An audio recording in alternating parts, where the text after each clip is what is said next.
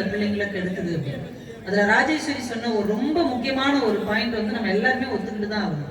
இந்த தீய பழக்கங்கள்னு ஒன்று ரெண்டு இருக்குல்ல, சிகரெட் பிடிக்கிறது, மது அருந்துறது, தேவையில்லாம யார் பின்னாடியாவது சுத்துறது, இந்த மாதிரியான பழக்கங்கள் கண்டிப்பா எந்த ஒரு இளைஞனுக்கும் வீடு கற்றுத்தராது. கண்டிப்பா நாட்டுல இருக்கிற யாரோ ஒருத்தன்னா கத்து கொடுத்துருப்பான். முத சிகரெட் பிடிக்கிற பழக்கம் யாருன்னு கத்து கொடுத்துருப்பாங்க? அப்பாவோ சித்தப்பாவோ தாய் மாமாவோ சொல்லி கொடுத்துருப்பாங்க? கூட படிச்ச நண்பனோ பழகின ஒருத்தனோ தான் கத்து கொடுத்துருப்பான். மதுபான கடையை அறிமுகப்படுத்தினதும் வெளியில இருக்கிற பசங்களா தான் இருப்பாங்க. வீடு நல்ல பழக்கங்களை கஷ்டப்பட்டு சொல்லி கொடுக்கிறது, ஆனால் நாடு ரொம்ப எளிதாக மோசமான பழக்கங்களை கற்றுக் கொடுத்து விடுகிறது என்று தன்னுடைய வேதனையை பதிவு செய்த ராஜேஸ்வரிக்கு ஒரு பெரிய பாராட்டு. நல்லாவே கைதட்டலாம். நம்ம எவ்வளவு கஷ்டப்பட்டு அந்த பிள்ளைங்களுக்கு நல்லதை சொல்லி சொல்லி சொல்லி சொல்லி கொடுத்து வெளியில அனுப்புறோம். படக்குன்னு ஒண்ணும் இல்லாம அந்த பிள்ளைய வீட்டுக்கு அனுப்பி வைக்கிறாங்க. எவ்வளவு சங்கடமா இருக்கு. அவங்க அவ்வளவு வேதனைப்படுறாங்க. வெற்றிகளை இந்த நாடு கொண்டாடும்.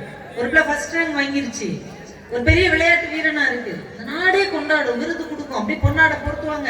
அவங்க பெயர்ல வந்து ஒரு பெரிய நோட்டீஸ் பிளக்ஸ் எல்லாம் வைப்பாங்க. ஆனா தோத்து போன பிள்ளை ஒரு 10% தோல்வி அடைகிறோம். வாழ்க்கையில வெற்றி தோல்வி ரெண்டுமே சகஜம் தானே. 100 பேர்னா 100 பேர் ஜெயிக்க முடியாதுங்க அந்த வாழ்க்கையில.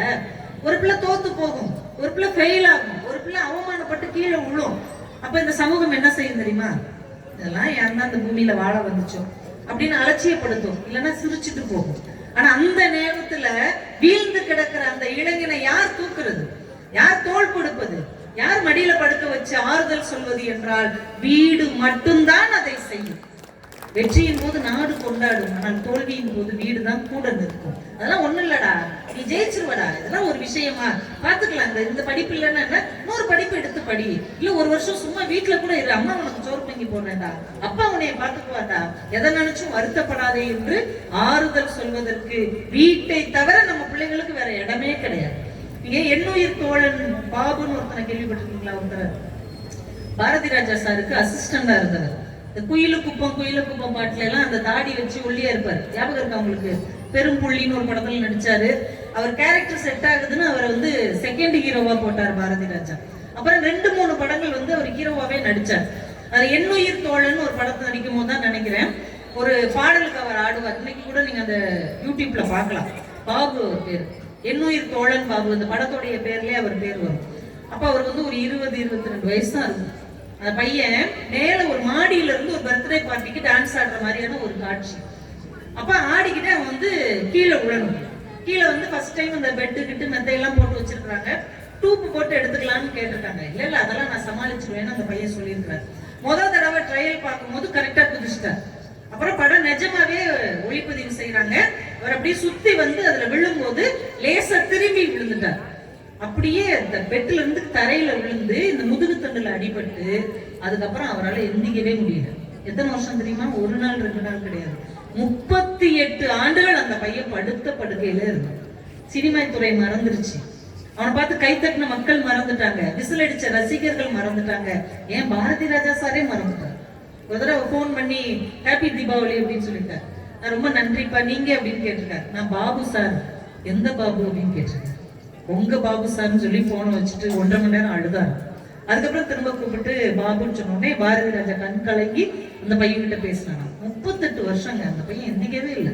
கடைசி அவங்க அப்பா இடையில இறந்து போய் வீடு சொத்தெல்லாம் வித்து இவனுக்காகவே வைத்தியம் பார்த்து சமீபத்துலதான் அந்த இளைஞன் இறந்து போனான். உங்க அம்மா கூடவே இருந்தாங்க. நீங்க ஜெயிச்சா, ஒரு நடிகன் வெற்றி பெற்றா கட் அவுட் வைப்பாங்க அந்த சமுதாயம், பாலாபிஷேகம் பண்ணும், என் தலைவன் அப்படின்னு கொண்டாடும். ஆனால் தோல்வி அடைந்த ஒரு கலைஞனை வீடுதான் உள்ளங்கையில் வைத்து தாங்குமே தவிர நாடு ஈஸியா தூக்கி போட்டு போயிடும். எத்தனை கலைஞர்களை, எத்தனை வெற்றியாளர்களை ஒரு தோல்வி வந்தா தூக்கி போட்டு போயிடும். எனக்கு பிடிச்ச கிரிக்கெட் வீரன் ஒருத்தனை கொண்டாடுவோம்.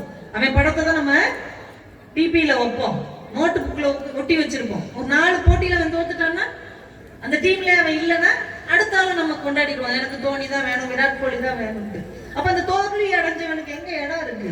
வீடு மட்டும்தாங்க அடைக்கலம் கொடுக்கும். வீடு மட்டும்தான் இளைஞர்களை உணர்வு பூர்வமாக நேசிக்கும் என்று ஒரு மிகப்பெரிய விஷயத்தை சொன்ன ராஜேஸ்வரிக்கு ஒரு பெரிய வாழ்த்து சொல்லி அவங்க இன்னொன்னு சொன்னாங்க. தயவு செஞ்சு பெற்றவங்க எல்லாம் பொம்பளை பிள்ளைங்களுக்கு மொபைல் வாங்கி கொடுக்காதீங்க, ஆம்பளை பசங்களுக்கு பைக் வாங்கி கொடுக்காதீங்கன்னு ஒரு பெரிய புரட்சியை செஞ்சு வச்சிருக்காங்க. வாங்கி கொடுங்க. ஆனா பெண் குழந்தைகள் இந்த மொபைல் விஷயத்துல கொஞ்சம் கவனமா இருங்க.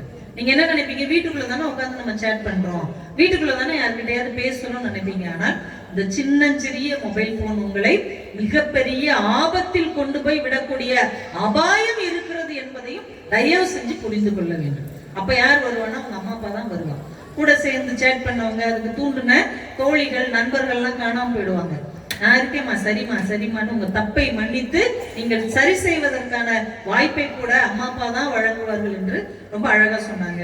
இந்த பைக்ல பசங்க போறீங்க, அழகா இருக்கு, நல்லா ஓட்டுறீங்க, பைக் ரொம்ப சூப்பரா ஓட்டுறீங்க. ஆனா ரேஸ்ல போற மாதிரி போகாதீங்க. நம்ம ஊர் ரோடு இதெல்லாம் தாங்குவாங்க. 3.5 லட்சம் பைக் ஓட்டுறதுக்கான ரோடா நம்ம ரோடு, நீங்க சொல்லுங்கண்ணே, இப்படி போக முடியுமா அந்த ரோட்ல?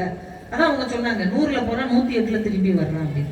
ஆசையா நீ கேட்டதுக்காக லோன் போட்டு நகை அடகு வச்சு உங்க அம்மா ஒரு பைக் வாங்கி கொடுத்தா பத்திரமா போயிட்டு வாங்க, பத்திரமா போயிட்டு வாங்க. ஏன்னா நம்ம போகும்போது டாடா காட்டுற அம்மாவுக்கு திருப்பி நம்ம வீட்டுக்கு வந்தால்தான் நிம்மதி என்கின்ற சிந்தனையோட தயவு செஞ்சு பைக்கை தொடுங்க. யாரையும் அட்ராக்ட் பண்றதுக்கும், யாரையோ கவர்வதற்கும், யாருக்கும் நீங்கள் சாகசம் செய்வதற்கோ உங்க வீட்டுல பைக் வாங்கி தரல. நீங்க பத்திரமா போயிட்டு பத்திரமா வரணுங்கிறதுக்காக தான். ஏன்னா எனக்கு தெரிஞ்சு மகாராஷ்டிரால ஒரு அப்பா, அவங்க மகன் வந்து பைக் ஆக்சிடென்ட்ல இறந்து போயிட்டாங்க. அவர் என்ன பண்ணாரு, அந்த நினைவு நாளுக்கு வந்திருப்பாங்கல்ல, அவங்க மகன் வயசுல உள்ள எல்லா பசங்களுக்கும் ஒரு கிஃப்ட் பேக் கொடுத்துட்டு இருந்தாரு. ஆனா மகன் இறந்து துக்கத்துல ஒரு பைத்தியம் முடிச்சிருச்சு போலன்ட்டு கூட இருக்கிற நம்பர், என்னடா பண்ணிட்டு இருக்க, எல்லாருக்கும் கிஃப்ட் கொடுத்துருக்க, சும்மாறான்ட்டு இந்த இளைஞர்களுக்கு எல்லாம் கிஃப்ட் பாக்ஸ் கொடுத்துட்டே இருந்தார். ரொம்ப சங்கடப்பட்டார். என்னடா பண்ணிட்டு இருக்க நீ, அந்த கிஃப்ட பிரிச்சு பாரு அப்படின்னாரு. இந்த பாக்ஸை பிரிச்சு பார்த்தா உள்ள ஹெல்மெட் இருந்தது. சொன்னார், அவசரமா ஃப்ரெண்டு கூப்பிடுறான்னு கிளம்புனான். டேய் ஹெல்மெட் போட்டு போடான்னு வாசல்ல நின்று 4 தடவை கத்துனேன். இந்த வந்துடுறேன் சர்ன்னு போனான். வெறும் பொட்டணமா தாண்டா வந்து சேர்ந்தான். ஏன்னா நான் பட்ட கஷ்டம் இன்னொரு அப்பனுக்கு வரவே கூடாது, அதனாலதான் நான் எல்லா பிள்ளைங்களும் ஹெல்மெட் வாங்கி கொடுக்குறேன்னு அந்த தகப்பன் சொன்னார் என்றால், தயவு செய்து உங்களுடைய பாதுகாப்பு தான் உங்கள் குடும்பத்துக்கு மிகப்பெரிய சொத்து என்பதை என் அருமை தம்பிகள் புரிந்து கொள்ள வேண்டும். பைக்ல போங்க, பத்திரமா போங்க. உங்களுக்காக அம்மா அப்பா அண்ணன் தங்கச்சி எல்லாம் உங்களுக்காக காத்திருக்கிறார்கள் என்கின்ற சிந்தனையோடு போங்கள். ஏன்னா அந்த பொறுப்பு வீட்டுக்கு தான் உண்டு என்று சொன்ன ராஜேஸ்வரியை பாராட்டி இதுக்கெல்லாம் பதில் சொல்லணும்னா இங்க அன்பு தம்பி இளைஞர்கள் சார்பா ஒரு இளைஞரே வர்றார். லட்சுமி நாராயணன் அவர்களுக்கு ஒரு உற்சாகமான கைத்தட்டு. கொஞ்சம் நீங்க உற்சாகமா